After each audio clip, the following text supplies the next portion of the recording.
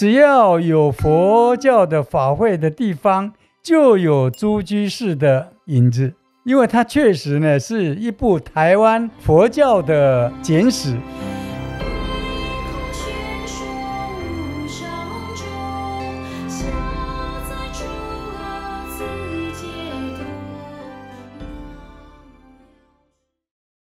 感谢台南市谢觉安居士赞助本节目。欢迎收听菩提麻瓜。那本次的主题是诸斐居士。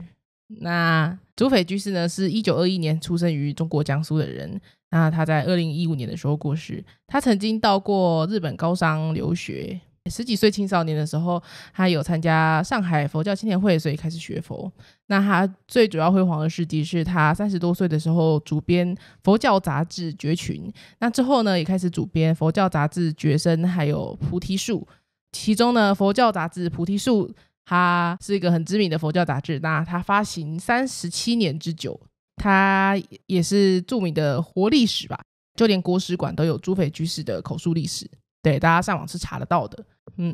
好，话不多说，我们就来先问林老师说，林老师是怎么跟诸斐居士认识的呢？好，朱居士呢，刚刚小编也讲，他比我呢大了23岁啊，所以说呢，他在40岁以前呢，我就10来岁。不过呢，我上大学以后呢，我呢就常常看这个他所创办的主编的这个菩提树，那么偶尔呢，我也跟他呢投稿。不过呢，因为这个菩提树啊，它比较偏重于佛理啦，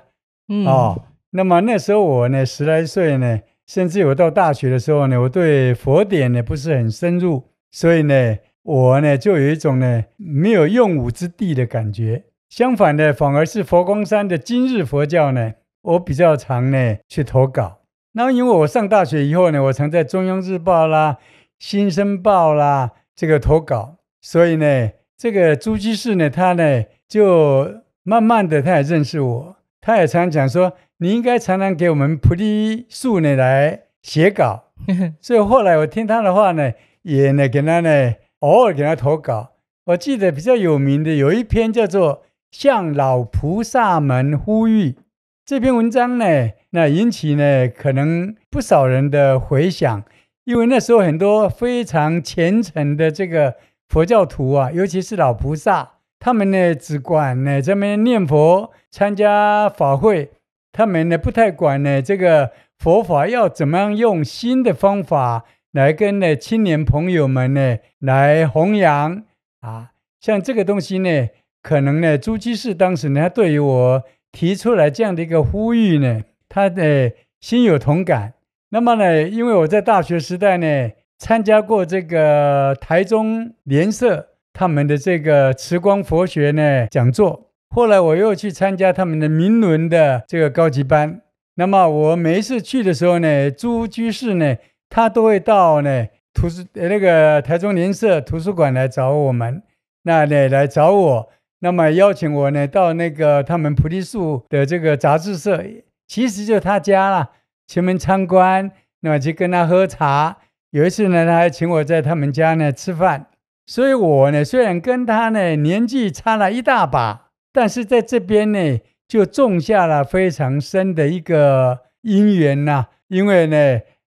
我虽然呢有时候不自量力跟在菩提树上投稿，但是呢他呢基于呢奖励后学这样的一个角度呢，他呢也常常的破格呢给我呢录取这样子。朱居士算是老师的长辈了。是。那么呢这个如果要再往前推，就是在我大学以前，其实呢我从小时候12岁来高雄，在佛教堂皈依了佛教以后，我就常常看到有一个熟悉的一个影子。他怎么样呢？肩膀上挂着那个就是照相机，那时候还没有摄影机，照相机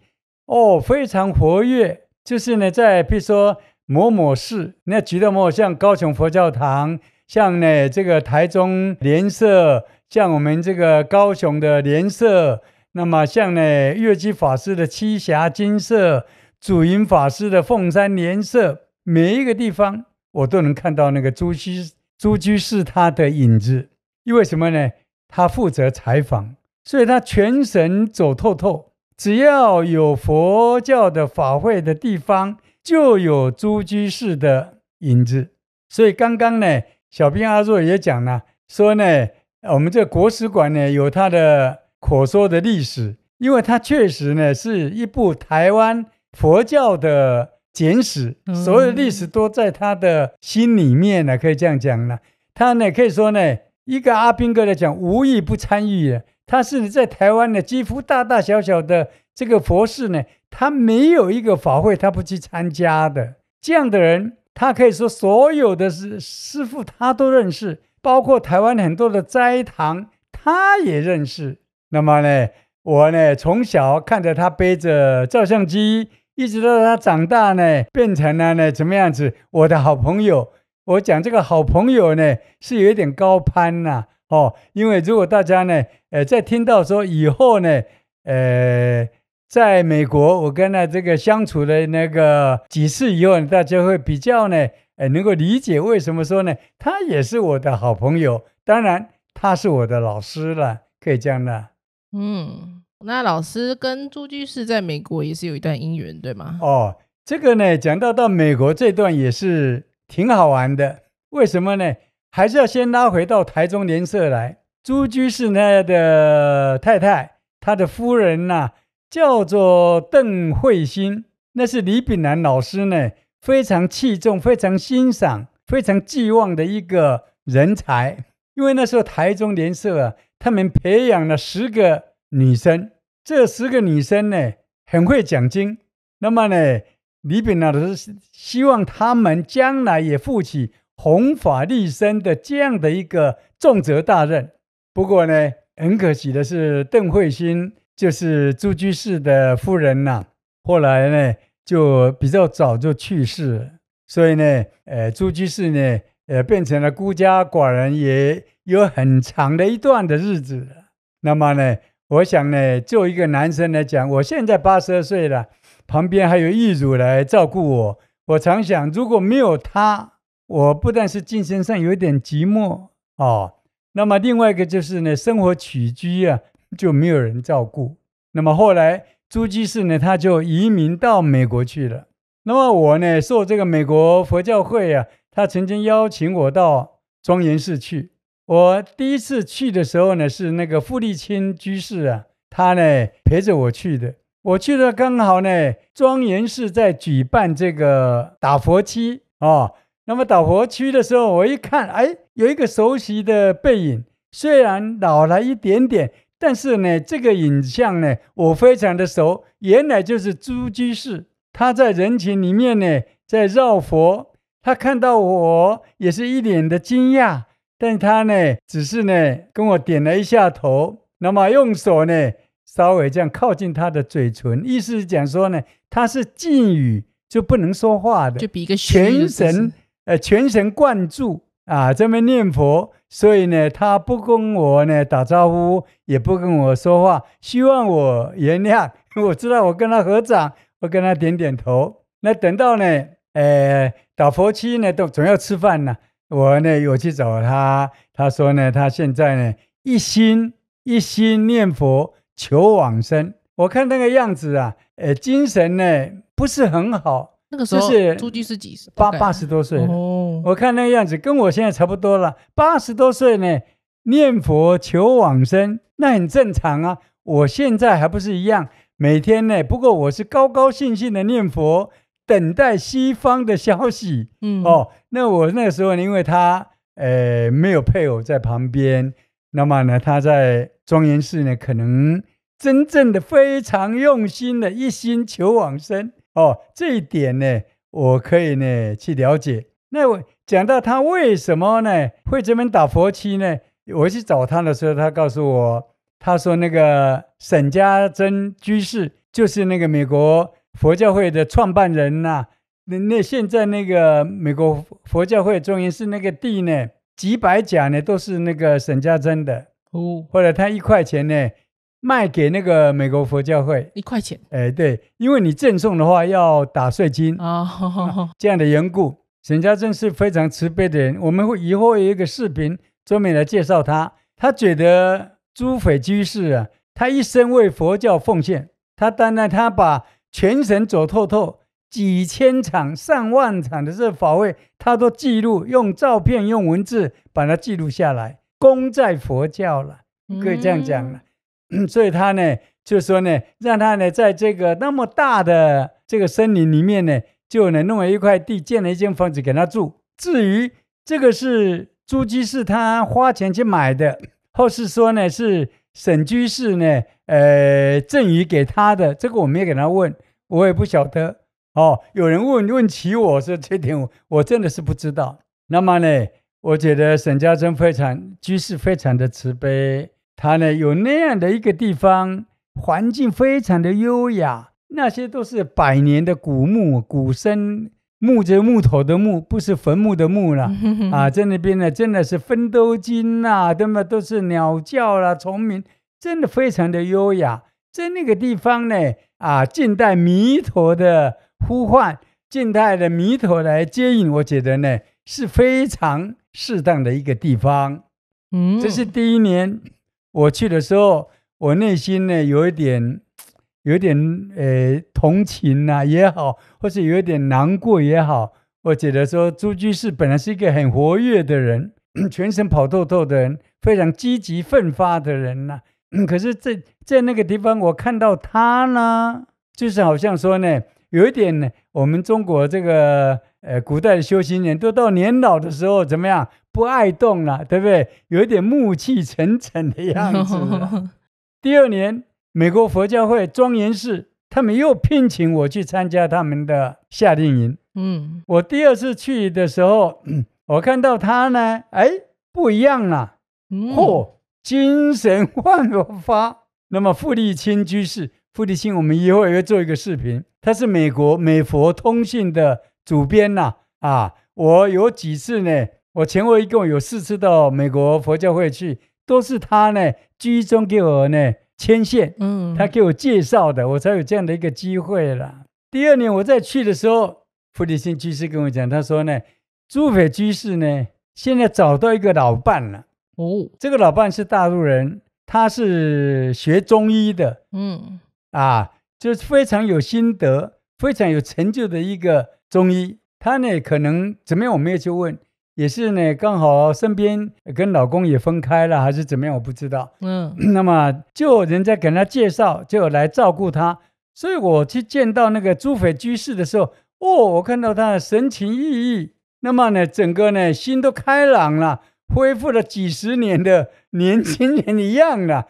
他请我呢到他家里，就是那个树林里面的老屋子了。他跟我泡茶，这么聊天聊的呢，还舍不得我走。请我在那边呢用晚餐，这是第2年的。到了第3年我又去，第4年我又去，我都去找他。在他那个地方他呢谈起来呢说呢，他本来是说呢80多岁呢应该要往生了，他突然间呢，我从他的眼睛里面闪烁出对生命的热情果然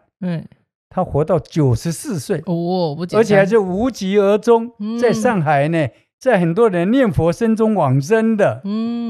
这边我开玩笑一下。所以呢，我一向认为说，我们念佛的人最好是跟我们的老伴一起在晚年的时候也能够一起修行，因为有2个人一起修行，功力可能比较显著，也不一定。真的，你想一个人呢，要想喝一碗热汤，也没有人在身边呢，来呢帮我们的忙。你想想看，这对我们的修行应该有一点妨害吧？我这样想。所以呢，朱居士在我美国呢前后4年的中间呢，我反而呢有很多的机会跟他们呢聊天。譬如说吧，他对于呢他心目中所尊敬、所亲近的人，他有提出了像李炳南老师啦、刘国香居士啦。你那边也有太虚、弘一、太星云、虚月基他们这些呢，弘一大师啦，慈航和尚啦，有没有？道安呢和尚呢，他都有举出他们的名字啊，所以呢，在那边呢，我知道他肚子里面呢所收藏的就是近代佛教的历史，只是呢没有把它形诸于变成声音、变成文字的。他呢整个肚子里面呢多是呢佛教的近代史。持住念佛，它会坚定我道心。念佛数诸佛常陪伴我身旁。好，那朱斐居士有帮老师的佛教的精神与特色写过序有这个，我这本书呢发行的时候我27岁了26岁写，27岁呢出版的时候我就有寄一本给朱居士，是他呢过2天就给我回信了，是不是他呢那个信呢短短的有2行，所以我们现在就请那个呢阿若也给我们呢读一下。老师把那个朱斐居士的信要放到佛教精神与特色的序当中，这样是2行这样。对，居士年轻有为，能自费为佛教文化做一份宣扬工作，衷心佩服。OK， 那虽然是短短的这2行了，不过有受到他的肯定啦，我觉得很高兴啦。因为那一次呢，我有写给像联姻寺的唱功谢冰莹呢，这个作家谢冰莹女士，对不对？那么像那个台湾第一个哲学博士吧，我在想呢，吴怡博士那么呢，他们都有呢来信呢给我鼓励啊。那么呢，关于这个朱斐居士给我的给我的回信呢，我有在我的这个佛教精神里面特色里边呢，也有把它刊登一下，大家呢也可以找书呢自己来看看这样子。是，那么呢，我这里还要向你再谈的是呢，朱居士呢，他创办了这个菩提树。我呢，大学念的是新闻，我本来对于办一份佛教的新闻或是杂志，本来也是怀有很高的一种期待，也有很深的一种呢热忱。不过因为我大学的时代呢，大家晓得，那时候呢，因为是国民党呢比较就是专政，那个时候他会控制那些文宣这样吗？对，所以呢，那时候如果没有加进国民党，所以你想要办杂志、办新闻的不可能，你就要想去做一个新闻记者，到报社里面，大概呢都机会很渺茫了。这大概是几十年前的事情啊？就是民国52到我大学是民国52年进政大，到民国56年毕业。所以我在大学2年级的时候，我还曾经被教授把我赶出来。为什么？就是我只是呢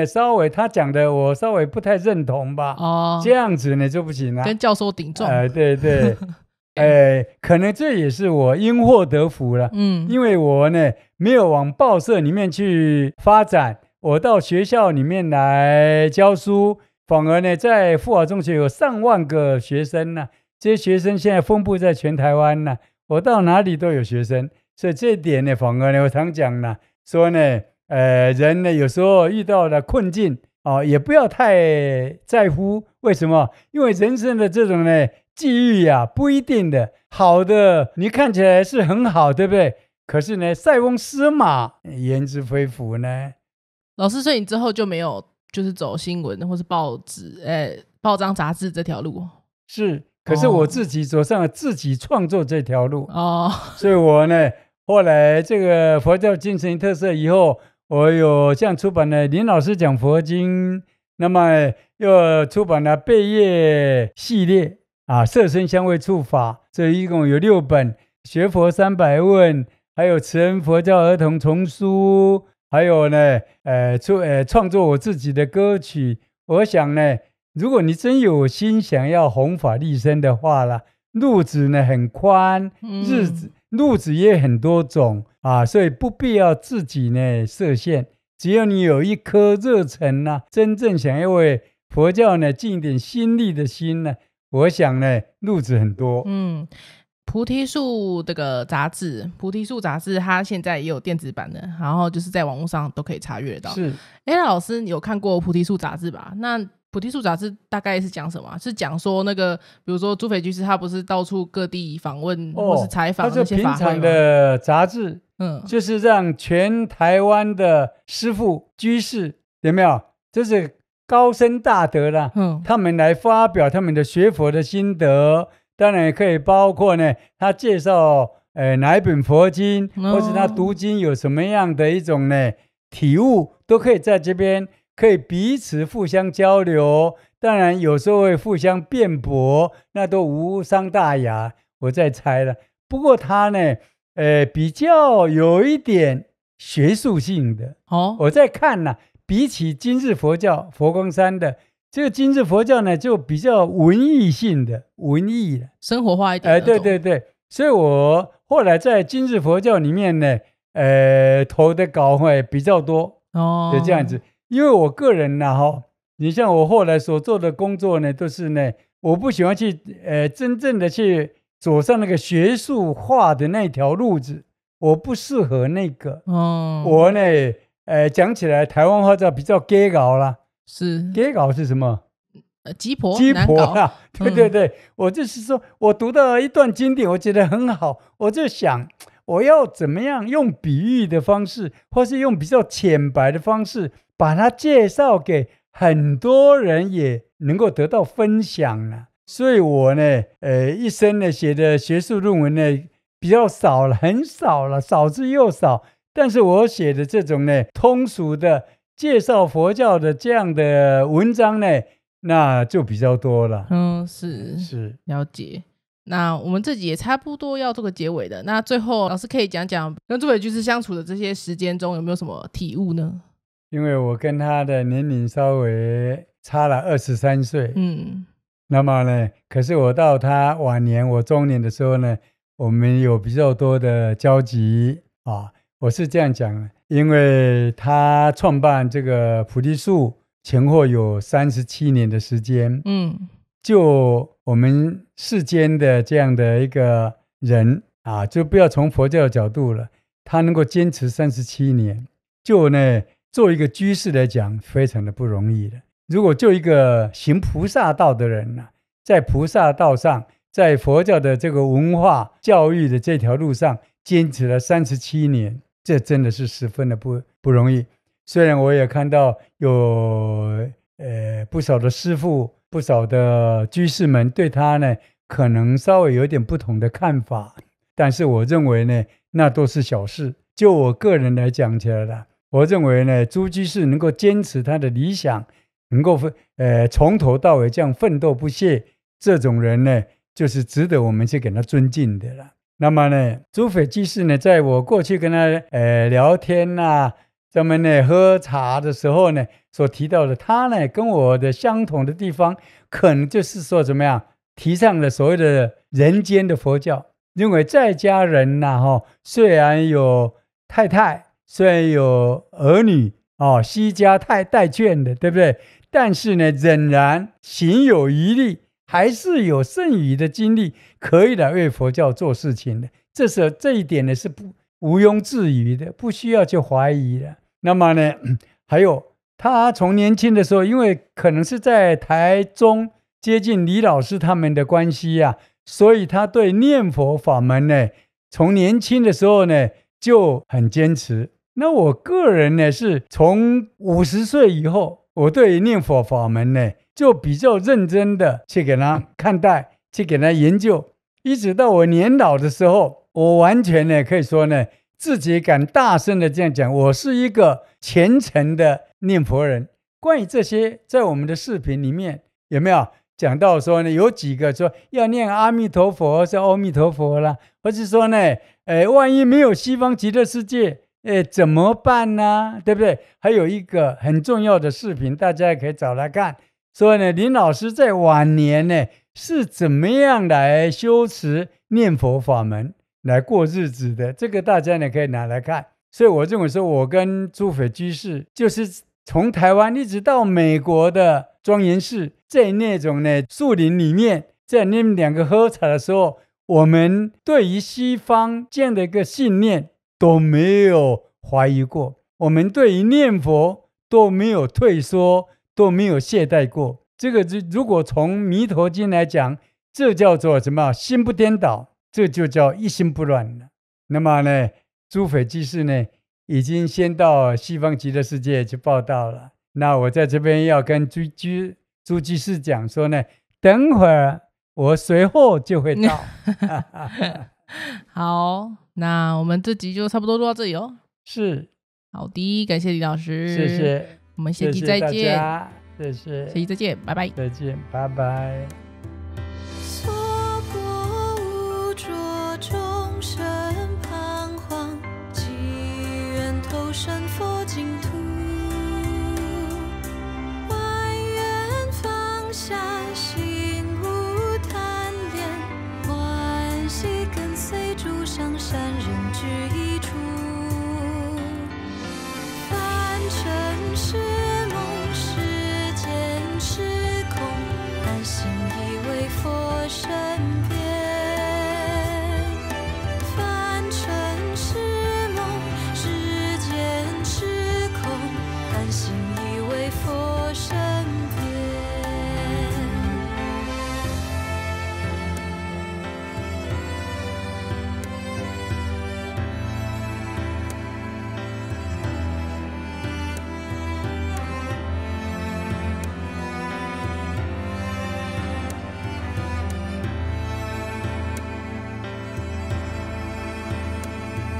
娑婆无着，众生彷徨，祈愿投身佛净土。万缘放下，心无贪恋，欢喜跟随诸上善人俱一处。凡尘是梦，世间是空，甘心